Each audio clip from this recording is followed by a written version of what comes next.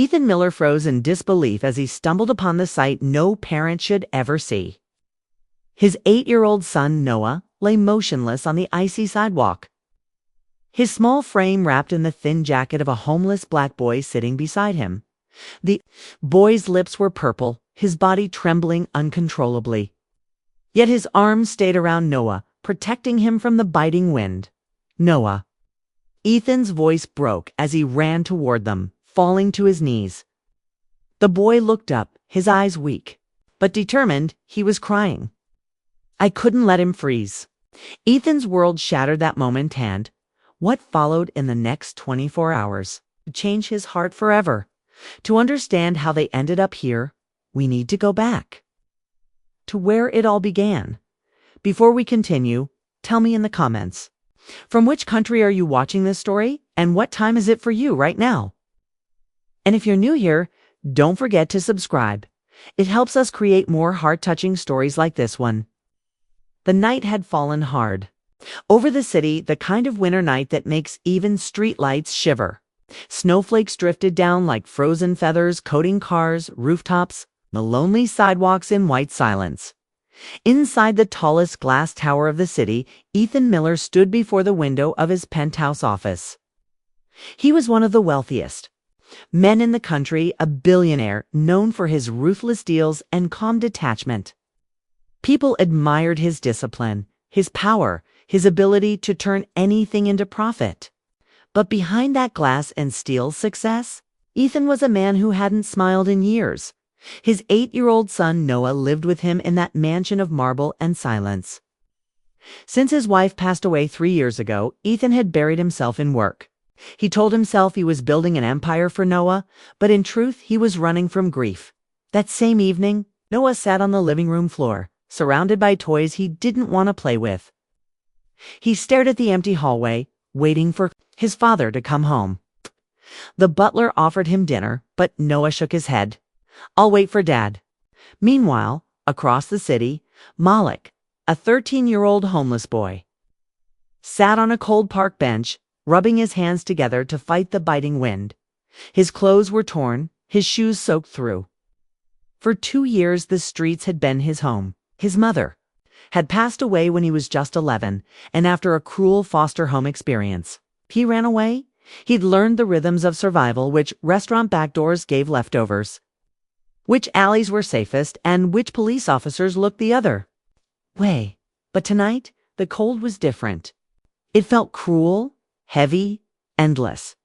He looked across the street at a glowing cafe where families sat sipping hot chocolate.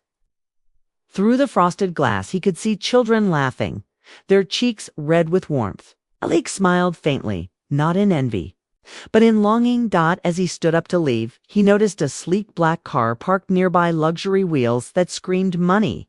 The driver stepped out and hurried inside the cafe, leaving the car engine running. Malik hesitated. He wasn't a thief, but the heat coming from the car's vents tempted him for a moment. He walked closer, just close enough to feel the warmth for a few seconds. That's when he heard it. A faint sound, a sniffle. Then a quiet sob. He turned around, searching the empty street. The sound came again from the alley beside the cafe. Malik stepped carefully through the snow. Behind, a stack of garbage bins, he found a small boy sitting on the ground, hugging his knees, crying. The boy's clothes were expensive, a thick wool coat, designer shoes, but his face was pale, lips trembling from the cold. Hey, are you okay? Malik whispered, kneeling down. The boy looked up, startled. I can't find my car. My driver went to get food and I think I walked too far. His teeth chattered violently. Malik blinked. What's your name? Noah, the boy said weakly. Malik's heart clenched. All right, Noah, it's okay. You're going to be fine, all right? He took off his own thin jacket, barely warm, and draped it over the child's shoulders. Noah looked confused. But you'll be cold. Malik smiled faintly. I'm already cold. You need it more? The wind howled through the alley, blowing bits of snow into their faces. Malik sat beside him, wrapping his arm around Noah's small frame, shielding him as best he could. He looked up at the empty street, hoping the driver would return soon. But minutes turned into hours and no one came. Snow kept falling, the world stayed silent. And somewhere between the frozen air and his own exhaustion, Malik whispered, "Don't worry, kid. I'll keep you safe." The night stretched endlessly. The city asleep, unaware that two boys from two worlds were huddled together against the same cold. The cold crept deeper into the night, slicing through Malik's thin shirt like invisible knives. Snowflakes gathered in his hair as he pulled his small jacket tighter around Noah's shivering body. The boy leaned into him instinctively, his little hands clutching Malik's arm as though he were the only anchor left in the world. "Are you still cold?" Malik asked softly. Noah nodded weakly, his teeth chattering. "I want to go home." Malik's heart twisted. Home, that word, still hurt him. His own home had vanished years ago when his mother's soft lullabies faded into hospital silence. Since then, every wall, every blanket, every promise of warmth had belonged to someone else. He looked around. The street was empty, except for dim lamps flickering through the falling snow. He could barely see a car in the distance. No one was coming. Malik swallowed hard. "Okay, listen, we'll find your driver. Maybe he's looking for you." He tried to help Noah stand, but the boy's legs trembled too much to hold him up. Malik steadied him gently. "It's okay. We'll rest a bit first." They sat there for a few minutes, the snow piling up around them. Malik noticed how blue Noah's lips had become. His skin felt icy. Panic began to stir inside him. He rubbed the boy's hands, trying to warm them. "Come on, stay awake, okay?" "What does your dad do? Maybe I know him." Noah blinked slowly. He's Ethan Miller. He has big buildings, and people always want to talk to him." Malik froze. Ethan Miller. He'd seen that name before, on billboards, newspapers, business centers. The man was everywhere. So this boy, this freezing little kid, was the son of one of the richest men in the city. Malik shook his head. "You shouldn't be out here, kid." "I just wanted to see the lights," Noah murmured, his voice barely above a whisper. "Dad was always busy, I thought. Maybe I could surprise him at work." Malik looked at him quietly. He knew that kind of loneliness too well, the kind that made you do foolish things just to feel seen. "Well," Malik said gently, "you found the wrong surprise, huh?" Noah gave a small, tired smile. "You're funny." The boy leaned, his head against Malik's arm again, exhausted. Malik looked up at the swirling snow. His fingers were numb. His breath came out in weak puffs. But he couldn't let the kid sleep. He remembered something his mother once said when they had no heater during winter. "If you ever see someone colder than you, share your warmth. That's what makes us human." Taking a deep breath, Malik unzipped his jacket and pulled Noah closer into his chest, wrapping his arms tightly around him. Their combined body heat gave a flicker of relief. The city around them was silent. Cars gone, streets white and empty. The cafe had closed long ago. Malik looked at his surroundings and realized the snow was getting heavier. If they stayed here, they'd both freeze before morning. He shook Noah gently. "Hey, buddy, we can't stay here anymore. We gotta move, okay?" Noah mumbled something in his sleep but didn't respond. His head lolled weakly. Malik's pulse spiked. "Hey, Noah, wake up. Don't do that." He shook him harder. The boy's eyes fluttered open for a second, then shut again. Malik's throat went dry. He stood up, lifting Noah in his arms. The boy was light, frighteningly light, like he was fading. "Hang on, okay? I'll find someone," Malik whispered, his breath fogging in the freezing air. He stumbled out of the alley, the snow nearly blinding him. His feet sank into the icy slush, his fingers burning from the cold. He called out for help, but his voice cracked against the wind. No one answered. Not a single window opened. He walked past shops, knocked on glass doors, but people turned away when they saw a ragged black boy carrying a rich white child. Fear, judgment, indifference, all of it painted on their faces. Tears stung Malik's eyes, but he kept walking. He couldn't stop. Not now. Come on, Noah. Stay with me. He whispered again and again like a prayer. And then in the distance, he spotted a dim red glow, an abandoned building with a broken neon sign. It wasn't much, but it was shelter. He pushed the creaking door open, carrying Noah inside, his breath trembling. The wind howled outside as he laid the boy gently on the floor. "Don't worry," Malik whispered, wrapping himself around the child again, his own body shaking. "I got you, little man. Got you." Snow fell harder outside. The city slept. Unaware that inside an old forgotten building, one boy had just decided to fight the cold with nothing but courage and love. The night deepened into silence. The abandoned building moaned with every gust of wind. Cracked windows let in streaks of icy air that bit through Malik's skin like tiny blades. He sat on the cold concrete floor, holding Noah close to his chest, his arms wrapped tightly around the boy. Every few minutes he would rub Noah's hands, whispering, "Stay with me, buddy. You're gonna be okay." But Noah's breathing was shallow, his face pale beneath the dim light filtering through the broken window. Malik could feel the boy's heartbeat slowing, faint, against his chest. Panic clawed at him. He couldn't just sit there anymore. He had to find help.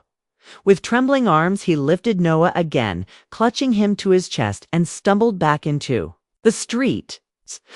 The snow was relentless, now thick, heavy flakes swirling through the dark like ashes. His feet sank deep into it as he walked, leaving uneven footprints behind. "Help! Somebody, please!" he shouted, his voice echoing down the empty street. "There's a kid. He's freezing." A light flickered in an apartment window.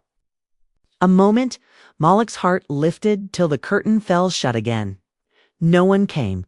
He tried again, banging on the glass door of a bakery. "Please, he needs help." He cried, but the people inside only stared for a second before turning off. The lights, Malik's chest tightened with anger and despair. Why won't anyone help? He whispered to the wind. The cold made his body ache. His fingers felt like stone, his lips numb. Still, he kept walking.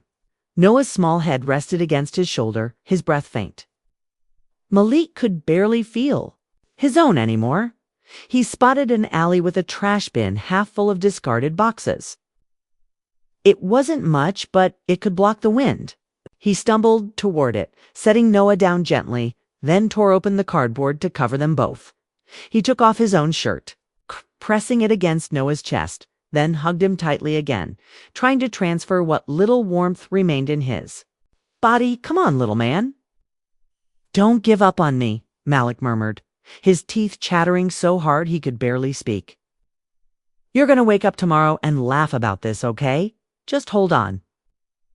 The world blurred. His vision dimmed. Around the edges. Every breath burned. Every heartbeat felt like a war he was losing. He thought of his mother then, her soft smile. Her words echoing in his mind. "Kindness is warmth, Malik. Even in the coldest places, it can save a life." He looked down at Noah's peaceful face and smiled weakly. "I'm doing what you taught me, Mom," he whispered. "I'm keeping him warm." Snow began to cover them. Two figures huddled together in the white silence. One rich, one poor, both clinging to life. And as Malik's strength finally gave out, he pressed Noah closer, his last breath a promise. "I got you, Noah. I got you." The first light of dawn crept slowly over the frozen city, turning the snow-covered streets into a quiet sea of silver. The wind had calmed, but the cold was sharper now, cruelly beautiful. Like glass dot inside his mansion, Ethan Miller hadn't slept a second. His living room was crowded with police officers, his trembling hands clutching a photo of Noah. His once perfectly composed world now felt like it was falling apart piece by piece. "Any updates?" he demanded, his voice breaking despite his usual authority. The officer shook his head. "We've searched downtown, sir. No sign yet, but we'll find him." Ethan turned away, staring blankly out the window. His reflection looked like a stranger, A father who had everything yet failed the one person who needed him most. He whispered to himself, "Please, Noah. Please hold on." Hours later, a patrol car cut through the slush-covered streets near the industrial district, the kind of area most people avoided. The headlights glinted against broken glass and frozen puddles. Then, one officer spotted something unusual near an abandoned building, two shapes half buried under snow. "Stop the car," shouted. They rushed out, crunching through the ice. As they brushed the snow away, the sight froze them in place. Young black boy, barely in his teens, sat slumped against the wall, his arms still tightly wrapped around a smaller white child. Both were motionless, their clothes stiff with frost. The officer's heart skipped a beat. "Call it in, we've found them." Within minutes, sirens echoed through the quiet morning. Paramedics lifted the children carefully, wrapping them in thermal blankets. One medic pressed his fingers against Noah's neck and exhaled in relief. "He's alive, weak pulse." "What about the other boy?" Mother asked. The first medic checked, frowning. "Faint heartbeat. It's critical." When Ethan arrived, his car barely stopped before he jumped out and ran toward the flashing lights. "Noah!" he shouted, stumbling through the snow. The sight before him tore through his soul. His son, pale, unconscious, being carried into an ambulance, and beside him, the boy who had saved him. Ethan fell to his knees beside the stretcher. "That's him. That's the boy who saved Noah." A medic nodded. "Yes, sir. Looks like he used his body heat to keep your son alive. All night. If he hadn't, your boy wouldn't have made it." Ethan's throat closed up. Tears blurred his vision. He reached for Malik's icy hand, whispering, "You saved my son." Malik didn't respond. His lips were blue, his breathing shallow.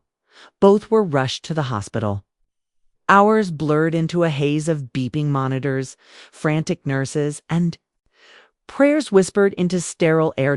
When Noah finally opened his eyes, Ethan was by his side, gripping his hand tightly. "Dad," Noah murmured weakly, smiling. "Malik, where's Malik?" Ethan swallowed hard. "He's here too, son. He's fighting to get better." Noah's eyes filled with tears. "He didn't let me die, Dad. He kept me warm, even when he was freezing." Ethan turned away, his jaw trembling. He couldn't speak. The image of that boy, a stranger, a child with nothing, sacrificing everything for his son, haunted him. Hours later, Ethan walked quietly into Malik's hospital room. The boy was pale, unconscious, an oxygen mask covering his face. A nurse adjusted his IV drip, whispering, "He's strong." "But it's a miracle he's alive at all." Ethan sat beside him, guilt flooding every corner of his chest. He reached for Malik's frail hand and said softly, "You saved my boy. And I couldn't even save myself." For the first time in years, Ethan prayed. Not for business, not for wealth, but for a life that wasn't even his own. The following days passed in quiet tension. Snow still blanketed the city, but inside, the hospital warmth flickered fragile. Like a candle in the wind, Ethan sat by Malik's bedside every morning. The billionaire who once signed contracts worth millions now found himself peeling oranges, straightening blankets, whispering thanks to a boy who'd once gone to bed hungry. Doctors called it a miracle when Malik finally opened his eyes. His lips were dry, his voice barely a whisper. "Is Noah okay?" Ethan's throat tightened. He took Malik's hand and nodded, smiling through tears. "You saved him. He's alive because of you." Malik's eyes softened. "Then I'm happy." For a moment, Ethan couldn't breathe. This boy who had nothing spoke with a peace Ethan had never known in his life of abundance. When Noah entered the room days later, holding a crayon drawing of the two of them under a big yellow sun, Malik smiled weakly. "That's us." Noah nodded proudly. "You're my hero." Ethan turned away, pretending to wipe his glasses. But tears betrayed him. That night, while the city lights glittered like distant stars, Ethan made a promise to himself and to Malik. He would never go back to the man he was. Weeks later, when Malik was discharged, Ethan didn't send him away. Instead, he drove him home, not to the streets, but to a house he'd prepared on the Miller estate. "It's yours," Ethan said, handing him the keys.